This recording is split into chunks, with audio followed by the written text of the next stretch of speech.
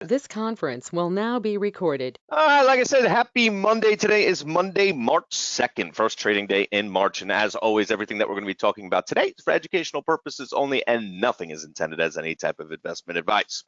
So we got a lot of stuff going on right now. There's a lot of, a pretty decent volume coming into some cheaper stocks, but at the moment, we really don't have anything that's that great show of hand wise. So one of the things looking at obviously is going to be CODX. All right, coming into this, something that I saw, and this kind of just really stood out to me. If you look right here at 1708, if this was covering, it would just be such a weird spot to be covering, coming into that support level and not really even letting it kind of test and coming back down towards down towards that 16. Now we did get selling that came into there, but just remember the selling compared to what we actually have going on within the buying positions that we've been seeing over the past week is pretty much nothing. But still going to have to expect a little bit of a pull up from there, then end up coming back down. But overall, as we're coming and as we can continue to see, we are still getting buying that's coming back in here. So overall, like I said, it's not any type of great show of hand coming in, especially because of the fact that this 17 is just not as much selling as, like I said,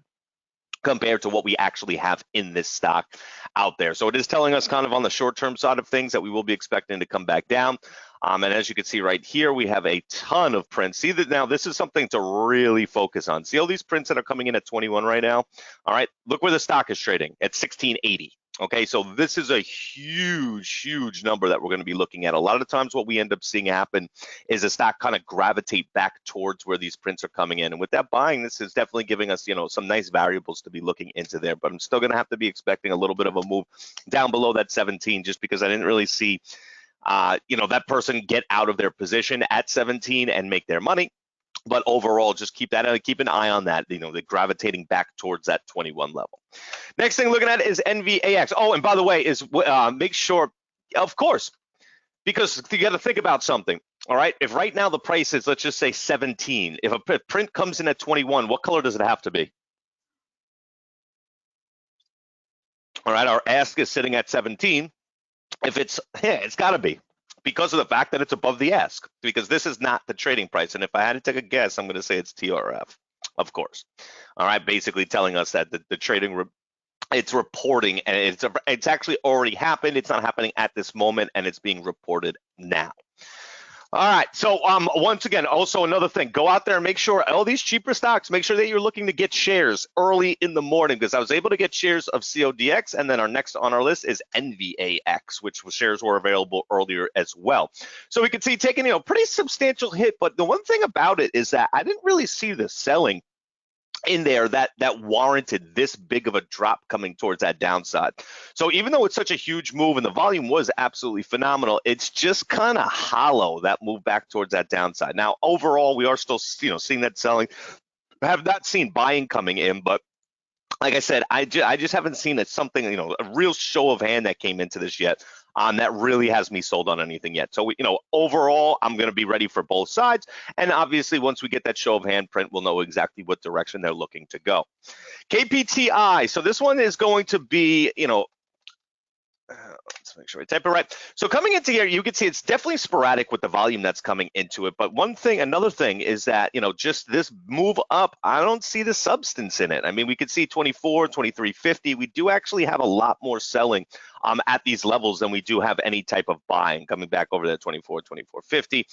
Once again, and like I said, without that buying and the, no real substance on pushing this thing back up, 25 being right here, we have a lot of variables that are telling us that this thing is not going to be on its way down. The only problem that I couldn't foresee is that we don't get enough trading volume, and what happens is it ends up being a little bit gappy. And if that happens, obviously we're going to be looking for something else coming into the morning. But all the variables tell us that this 25 is going to be very hard to break unless something drastically changes, and I just don't. Obviously it has not happened yet because we just continue to see that selling coming in.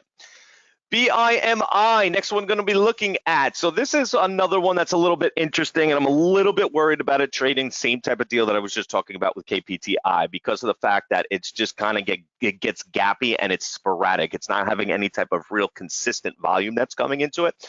But look at the range, okay? The range in this thing should definitely be pretty substantial, as long, obviously, as it trades. But it's another one where I just don't see anything that jumps out at me.